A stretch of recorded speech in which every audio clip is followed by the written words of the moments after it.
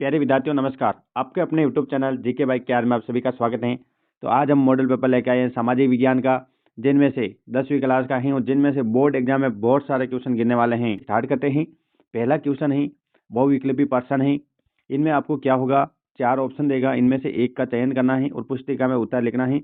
और आप बोर्ड में सबसे पहले ये ध्यान रखिए, आप पहला क्वेश्चन स्टार्ट करते हैं तो उसके पूरे जितने भी सब पॉइंट हैं उनका सबका उत्तर एक साथ लिखे।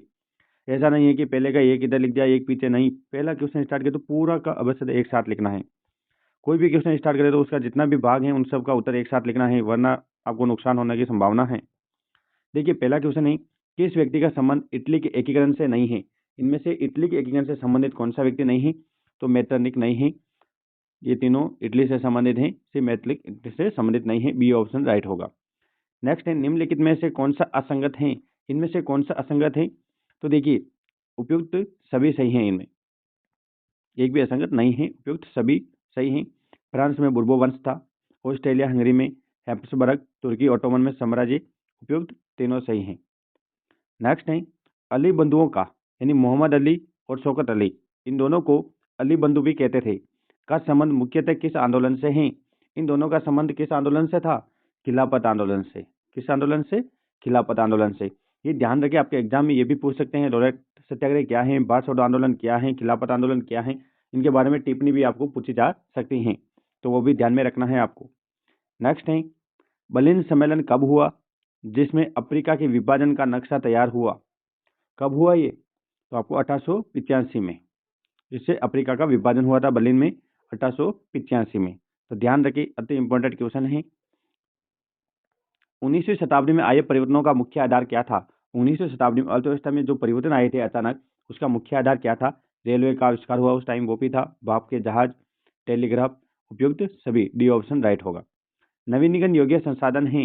इनमें से कौन सा संसाधन है नवीनीकरण योग्य संसाधन है, तो कौन सा है, पवन ऊर्जा है, जल ऊर्जा, वन, उपयुक्त सभी। अब देखिए आपके एग्जाम में ये भी पूछ सकते हैं, नवीनीकरण योग्य संसाधन और नवीनीकरण योग्य संसाधन, इन दोनों में अंतर भी पूछ सकते हैं। नवीनीकरण संसाधन वे होते हैं जिनको एक बार उपयोग करने के बाद पुनः उपयोग किया जा सकता है, जो नष्ट नहीं होते, बार बार उपयोग आ सकते हैं। अनवीनीकरण योग्य संसाधन वे होते हैं जो एक बार उपयोग करने के बाद नष्ट हो जाते हैं, उनको वापस बनने में कई वर्षों का टाइम लगता है, जैसे कोयला, पेट्रोलियम। और नवीनीकरण के उदाहरण है पवन ऊर्जा, सौर ऊर्जा, वन, ठीक है, पवन ऊर्जा दिया, सौर ऊर्जा भी लगा सकता है इसमें, उपयुक्त सभी। नेक्स्ट क्वेश्चन है, चिपको आंदोलन से जुड़े हुए पर्यावरणविद हैं। इनमें से कौन से व्यक्ति हैं जो चिपको आंदोलन से संबंधित हैं, तो अमृता देवी बिश्नोई, हमारे राजस्थान के जोधपुर जिले से संबंध है इनका, खेजड़ी आंदोलन से। तो अमृता देवी बिश्नोई चिपको आंदोलन से संबंधित हैं। निम्न में से किस फसल को सुनहरा रेशा कहा जाता है। सुनहरा रेशा किसको कहते हैं, जूट को। किसको कहा जाता है, जूट को। नेक्स्ट, श्रीलंका में तमिल इलम का प्रभाव किस क्षेत्र में सर्वाधिक है। किस क्षेत्र में, श्रीलंका के उत्तर पूर्व में। उत्तर पूर्व में। भारतीय संविधान में कितनी भाषाओं को अनुसूचित भाषा का दर्जा दिया गया है, तो 22 भाषा को। ये क्वेश्चन भी इंपॉर्टेंट है, ध्यान में रखें। नेक्स्ट है, राष्ट्रीय आय में देश की कुल जनसंख्या से भाग देने पर जो भागफल आता है उसे प्रति व्यक्ति आय कहा जाता है। ठीक है, तो ये क्वेश्चन में थोड़ा मिस्टेक हो गया, उसे क्या कहा जाता है, तो हमारा राइट आंसर होगा प्रति व्यक्ति आय कहा जा सकता है नहीं। आपसे सूत्र पूछे तो आप राष्ट्रीय आय बटा कुल जनसंख्या, ठीक है, तो आपको प्रति व्यक्ति आय आ जाएगी। लिंगानुपात किसे कहते हैं, प्रति हजार महिला पुरुषों पर महिलाओं की संख्या को लिंगानुपात कहते हैं। प्रति हजार पुरुषों पर महिलाओं की संख्या को लिंगानुपात कहते हैं। और राष्ट्रीय आय में कुल जनसंख्या का भाग देने पर जो भागफल प्राप्त होता है उसे प्रति व्यक्ति आय कहते हैं। सकल घरेलू उत्पाद, आपके एग्जाम में पूछ सकते हैं जीडीपी। जीडीपी का पूरा नाम क्या है, तो सकल घरेलू उत्पाद, ध्यान में रखें। इनके साथ साथ हम अन्य क्वेश्चन भी ले रहे हैं ताकि आपको नुकसान और फायदा हो ज़्यादा से ज़्यादा। भारत में वन्य जीव अधिनियम किस वर्ष लागू हुआ, 1972 में। किस वर्ष हुआ, 1972 में। निम्नलिखित में से सड़क परिवहन का प्रकार है, इनमें से कौन सा प्रकार, ये तो सबको मालूम है, बस जो सड़क पे चलते हैं। नेक्स्ट, कौन सा विकल्प सेवा क्षेत्र को व्यक्त नहीं करता है। अब देखिए इसमें आपको जल्दबाजी नहीं करना है, आपको सीधा, आप कई बच्चे क्या करते हैं, कौन सा विकल्प सेवा क्षेत्र, सेवा क्षेत्र देखते ये को राइट लगा के आ जाते, ये नहीं पढ़ते। तो आपको पहले क्वेश्चन को ध्यानपूर्वक पूरा पढ़ना है, उसके बाद उत्तर देना है। कौन सा विकल्प सेवा क्षेत्र को व्यक्त नहीं करता है, इसमें क्या पूछा, नहीं करता है, यानी सेवा क्षेत्र से संबंधित कौन सा नहीं है, डेयरी उत्पाद। और आपको कंफ्यूज करने के लिए एग्जाम में सबसे पहले ऐसे नई के क्वेश्चन में पहले सेवा क्षेत्र का ही ऑप्शन देगा। जैसे कई बच्चे संचार को देखते हैं, हाँ सेवा क्षेत्र का, ठीक है, ये लगा के आगे भाग जाते हैं। नहीं, आपको चारों ऑप्शन आराम से पढ़ना है, क्वेश्चन को आराम से पढ़ना है। इसमें नहीं लगे हैं तो डेयरी उत्पाद। उधार देने का नवीनतम विकसित स्रोत कौन सा है? स्वयं सहायता समूह। तो आपसे ये भी पूछ सकते हैं, ऋण के दो प्रकार हैं, औपचारिक ऋण, अनौपचारिक, दो स्रोत होते हैं। औपचारिक से कौन, अनौपचारिक से उनके बारे में अंतर भी आ सकता है, ठीक है, वो भी ध्यान में रखना थोड़ा बहुत। अब देखिए नेक्स्ट नंबर, आपके 2 नंबर अवसर पूरे होने के बाद आपको नेक्स्ट आएगा रिक्त स्थानों की पूर्ति करो। इस प्रकार के क्वेश्चन आएंगे। तो हमने सबके आंसर हैं वो पीछे लगा दिए हैं, फिर भी एक बार ट्राई करनी है। देखिए जून 1992 में ब्राजील की खाल जगह में क्या आएगा, रियो डी जेनेरा शहर में प्रथम अंतर्राष्ट्रीय पृथ्वी सम्मेलन का आयोजन हुआ। नेक्स्ट है रिजर्व बैंक केंद्र सरकार की ओर से करेंसी नोट जारी करता है। बांग्लादेश ग्रामीण बैंक के संस्थापक एवं 2006 में शांति के लिए नोबेल पुरस्कार से सम्मानित प्रोफेसर मोहम्मद यूनुस हैं, ठीक है। ये खाली जगह हमने आंसर साथ में लिख दिए इनके। प्रथम विश्व युद्ध कब हुआ? 1914 से 1918 के मध्य। सन 1914 में प्रारंभ हुआ, 1918 तक चला। असहयोग आंदोलन जनवरी 1921 में प्रारंभ हुआ था। अब आपसे ये भी पूछ सकते हैं, असहयोग आंदोलन पर टिप्पणी करो।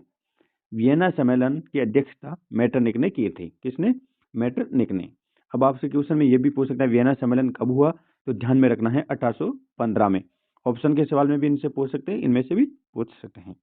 नेक्स्ट है क्वेश्चन नंबर 3 लेते हैं। क्वेश्चन 3 नंबर में आएगा आपके अति लघुतात्मक प्रश्न रहने वाले हैं।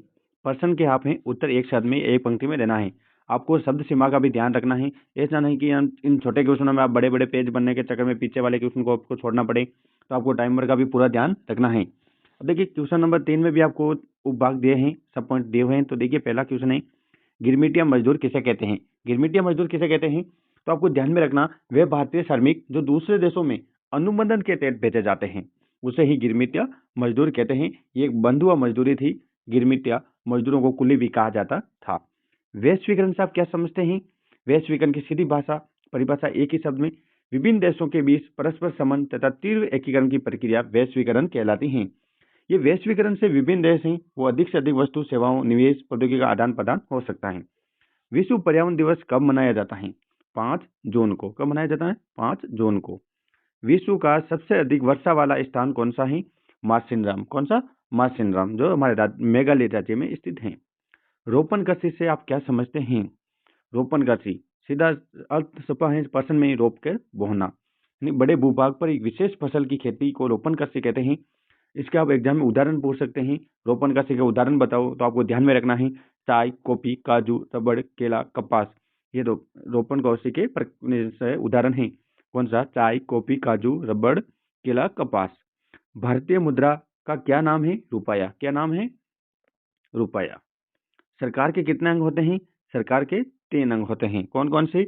विधायिका, कार्यपालिका, न्यायपालिका। नेक्स्ट क्वेश्चन है, विमुद्रीकरण से आप क्या समझते हैं? सीधा हिसाब, हमारे प्रधानमंत्री नरेंद्र मोदी जी ने जो नोटबंदी की है उसे ही विमुद्रीकरण कहते हैं। वही परिभाषा उसको याद रखोगे, आप अपना आप याद आ जाएगा। यानी जो पुराने करेंसी चल रही हैं, पुराने नोटों को बंद करके नए नोट स्टार्ट करना विमुद्रीकरण कहलाता है। परिभाषा में आप लिखो तो किसी मुद्रा इकाई को वैध मुद्रा से हटाना, मौजूदा करेंसी की जगह नई करेंसी को अपनाना या नए नोट शुरू करना, पुरानी मुद्रा का वित्तीय लेन देन के लिए प्रयोग नहीं किया जाना विमुद्रीकरण कहलाता है।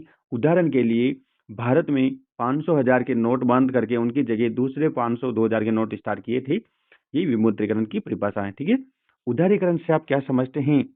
उदारीकरण, जो भी सरकार है वो आर्थिक गतिविधियों पर सरकार है वो अपना नियंत्रण कम करती हैं, कर कम करती हैं, कर हटाती हैं। सरकारी नियंत्रण कम करना आर्थिक गतिविधियों पर, ताकि ज़्यादा से ज़्यादा निजी क्षेत्र वाले देश का विकास कर सकते हैं। यानी सीधी भाषा, आर्थिक गतिविधियों पर सरकार का नियंत्रण कम होना या कम करना। हमारे देश के सबसे बड़े बैंक का नाम क्या है?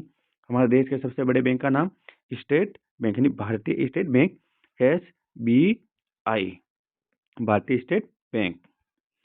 खंड अ में आपको छोटे छोटे क्वेश्चन पूछे जाएंगे। खंड ब है अब आपके, तो देखिए ब स्टार्ट करते हैं। बिस्मार्क के बारे में आप क्या जानते हैं? इंपॉर्टेंट क्वेश्चन है, हिस्ट्री का ही। तो देखिए ओटो वन बिस्मार्क एक परिचय राजनीतिज्ञ थे जो जर्मन के पहले चांसलर बने थे, ठीक है, और इन्होंने जर्मनी के एकीकरण में महत्वपूर्ण भूमिका निभाई थी। नेक्स्ट है, पूना पैक्ट कब और किनके मध्य हुआ? इंपॉर्टेंट क्वेश्चन है। पूना पैक्ट कब हुआ? 24 दिसंबर 1932 को किन किन के बीच में? हमारे राष्ट्रपिता महात्मा गांधी और डॉक्टर भीमराव अम्बेडकर के बीच में हुआ था।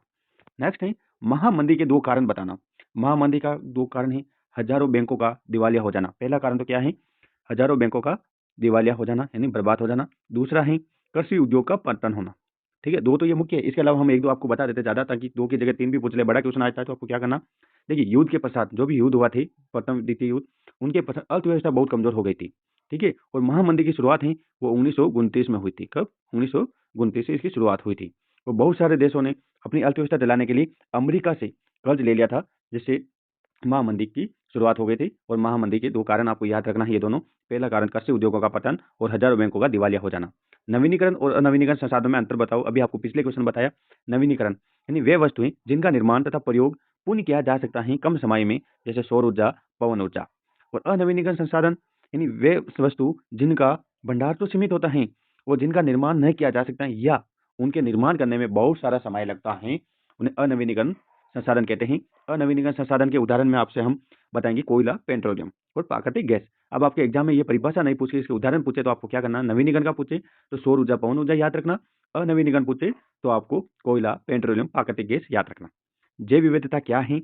जैव विविधता यानी देखो क्वेश्चन में भी उत्तर छिपे हैं, आप ध्यान से देखोगे तो क्वेश्चन में भी आपको उत्तर मिल जाएगा। जैव यानी जीव जंतु, विविधता यानी उनमें भिन्नता होना, यानी पृथ्वी पर उपस्थित जीवों में पाई जाने वाली विभिन्नता को जैव विविधता कहते हैं। नेक्स्ट है वाणिज्य कृषि की प्रमुख विशेषता बताइए। वाणिज्य कृषि यानी वाणिज्य कृषि है कृषि से अच्छी आय प्राप्त करने के लिए आधुनिक तकनीकों का बड़े पैमाने पर प्रयोग करना। यानी कृषि से ज़्यादा आय प्राप्त करने के लिए जो आधुनिक उपकरण है, तकनीक, उनका बड़े से ज़्यादा उपयोग करना और उत्पादक बढ़ाना। जैसे इसका प्रमुख अधिक पैदावार प्राप्त करने के लिए बीजों का प्रयोग करना, रासायनिक उर्वरकों का प्रयोग करना, कीटनाशकों का प्रयोग करना, कैसे भी करके कृषि से ज़्यादा उत्पादन प्राप्त करना। वाणिज्य कृषि की प्रमुख विशेषता लिखिए। यानी वाणिज्य कृषि कृषि से अच्छी आय प्राप्त करने के लिए आधुनिक तकनीकों का बड़े पैमाने पर उपयोग करना वाणिज्य कृषि कहलाता है। जैसे अधिक पैदावार प्राप्त करने के लिए बीजों का प्रयोग करना, अच्छे बीजों का, रासायनिक उर्वरकों का, कीटनाशकों का प्रयोग करके ज़्यादा से ज़्यादा उत्पादक प्राप्त करना। ठीक है, अब है उपभोक्ता किसे कहते हैं? उपभोक्ता के 2 कर्तव्य बताइए। तो देखिए उपभोक्ता किसे कहते हैं कि उपभोक्ता वह व्यक्ति है जो अपनी आवश्यकता पूरी करने के लिए वस्तुओं और सेवाओं को अपने प्रयोग में खरीदता है, उपभोक्ता कहलाते हैं। इसके 2 प्रमुख कर्तव्य हैं। पहला तो कर्तव्य है आप कहीं से भी कुछ भी खरीदो तो उस चीज का बिल लो। क्या लो? बिल। और दूसरा कर्तव्य क्या रहेगा आपका? कोई भी वस्तु खरीदो तो उसके ऊपर एक्सपायरी डेट दे के खरीदो और ISO या एगमार्क का चिन्ह लगा हुआ है वही वस्तु खरीदे। ठीक है, नेक्स्ट है गठबंधन सरकार से आप क्या समझते हैं? कई राजनीतिक दलों के मिलकर सरकार बनाना गठबंधन सरकार कहलाता है। और ये गठबंधन कब होता है? जब किसी एक दल को चुनाव में बहुमत नहीं मिलता है तो वे अपने सहयोगी दलों से सहायता प्राप्त करके गठबंधन की सरकार बनाते हैं। जैव संसाधन, अजैव संसाधन में क्या अंतर है? अभी देखते हैं हम पहले जैव संसाधन। ये वे संसाधन जिनकी प्राप्ति जीव मंडल से होती है और उनमें जीवन व्याप्त होता है, जैव संसाधन कहलाते हैं। जैसे मानव, वनस्पति जात, प्राणी जात, मत्स्य जीवन आदि। अब अजैव संसाधन यानी वे संसाधन जो निजी वस्तुओं से बने हैं, अजैव संसाधन कहलाते हैं। जैसे धातु, चट्टान, ठीक है, जिनमें जीव नहीं होता है। नेक्स्ट है वैश्वीकरण में विदेशी निवेश को आकर्षित करने हेतु भारत सरकार द्वारा अपनाए गए कदम। भारत सरकार ने वैश्वीकरण और विदेशी निवेश को आकर्षित करने के लिए क्या क्या कदम उठाए हैं?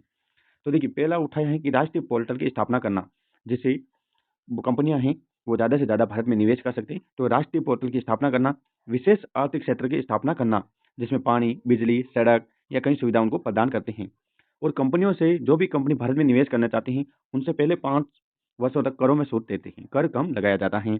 उनको श्रम कानून को लचीला बनाया जाता है, उनको आसानी से श्रम उपलब्ध कराए जाते हैं। श्रमिक, छोटी अवधि के लिए भी कंपनियां श्रमिकों की नियुक्ति कर सकती हैं। विशेष आर्थिक क्षेत्र की स्थापना। नेक्स्ट है धर्मनिरपेक्ष राज्य से आप क्या समझते हैं? कोई देश किसी खास धर्म को अपना राज धर्म नहीं मानता है, न ही राज्य धर्म की मान्यता देता है। राज्य द्वारा सभी धर्मों को समान रूप से मानना और उनको समान रूप से संरक्षण देना धर्मनिरपेक्ष कहलाता है। नेक्स्ट क्वेश्चन, खरीफ व रबी की फसलों में अंतर क्या है? तो देखिए पहले देखते हैं हम खरीफ की फसल। खरीफ की फसल मानसून पर निर्भर करती है, जुलाई और अक्टूबर तक रहता है इसका कार्यकाल। ठीक है, जुलाई में बोई जाती है, अक्टूबर नवंबर में काट ली जाती है। रबी की फसल है वो सर्दियों में बोई जाती है, गर्मियों में काट ली जाती है। सर्दियों में अक्टूबर में अक्टूबर नवंबर में बोई जाती है और अप्रैल में काटना हो जाती है गर्मियों में। अब खरीफ की फसल के उदाहरण आपके एग्जाम में इनके उदाहरण पूछ सकते हैं छोटा। तो खरीफ की फसलें कौन कौन सी हैं? चावल, मक्का, बाजरा, रागी, दालें, मूंगफली, मूंग आदि। रबी की फसल गेहूं, जीरा, चना, मंसूर, सरसों, सोयाबीन, मटर, तारमीरा आदि। ठीक है, ये पूरी रबी की फसल और खरीफ की फसलें। अब देखिए बड़े क्वेश्चन है, इनका शब्द आपको सहभाग्य खंड इनका 6 शब्दों में देना है। तो देखिए बड़ों क्वेश्चनों के लिए हमने एक अलग से इंपॉर्टेंट क्वेश्चन का टॉपिक डाला है, उनमें ये क्वेश्चनों का उत्तर आपको मिल जाएंगे। तो भी इंपॉर्टेंट क्वेश्चन कौन कौन से आपको पर्सन का रिवीजन बोल देते हैं। पर्सन देख लो एक बार। क्वेश्चन 16 नंबर है, औद्योगिकरण से यूरोप में क्या परिवर्तन आए, राष्ट्रवाद के संदर्भ में स्पष्ट कीजिए। ये अथवा में जर्मनी और इटली के एकीकरण की प्रक्रिया समझाई। हमारे जो भी नोट्स हैं उनमें इन क्वेश्चनों का उत्तर उपलब्ध है। बहुराष्ट्रीय नंदी परियोजना से आप क्या समझते हैं, अथवा वर्तमान में जल संरक्षण की आवश्यकता क्यों है। ये भी इंपॉर्टेंट क्वेश्चन है, बोर्ड में गिरने की संभावना है। भारत में लैंगिक मसले क्या हैं, इसके सुधार हेतु आवश्यक सुझाव दीजिए। ये क्वेश्चन तो आपको बहुत इंपॉर्टेंट है, यानी भारत में महिलाओं के राजनीतिक प्रतिनिधित्व की प्रगति की समीक्षा कीजिए। इन दोनों में एक क्वेश्चन तो 99% आने की संभावना है। संघीय व्यवस्था की महत्वपूर्ण विशेषता लिखिए, या प्रजातंत्र में सरकार जनता के प्रति क्यों उत्तरदायी होती है, विवेचना कीजिए। ठीक है, इनमें से आ सकता है। फिर आपको बड़ा क्वेश्चन द भाग आएगा, जिसमें आपको 250 शब्द में उत्तर देना है। भारत में राष्ट्रवाद के प्रसार में सांस्कृतिक कारकों की पहचान, अथवा सविनय अज्ञा आंदोलन की उपलब्धि और सीमाओं की विवेचना कीजिए। यह 21 number question very very important है, आने की संभावना है। Very very important question. Bharat में प्रमुख गैर परंपरागत शक्ति साधन कौन कौन से हैं, यानी परंपरागत ऊर्जा स्रोत या अपरंपरागत ऊर्जा स्रोत, दोनों का एक एक उदाहरण पूछ सकते हैं, या इनके स्रोतों के नाम पूछ के किसी एक का वर्णन पूछ सकते हैं। नेक्स्ट है 22 नंबर, मानचित्र आएगा। मानचित्र में राउत भाटा, नरोरा, कल्पतरु, तारापुर बनना, इसके अलावा दुर्ग, नरोल, अजमेर, गया। ठीक है, ये आपको। और इस बार दिल्ली में अभी थोड़ा चर्चा में ज़्यादा रहा यमुना नदी, तो आपको दिल्ली पूछ सकते हैं। प्रयागराज के कारण यूपी है चर्चा में, तो आपको यूपी का भी मानचित्र पूछ सकते हैं, प्रयागराज। तो दोनों को ध्यान में रखें, प्रयागराज और दिल्ली।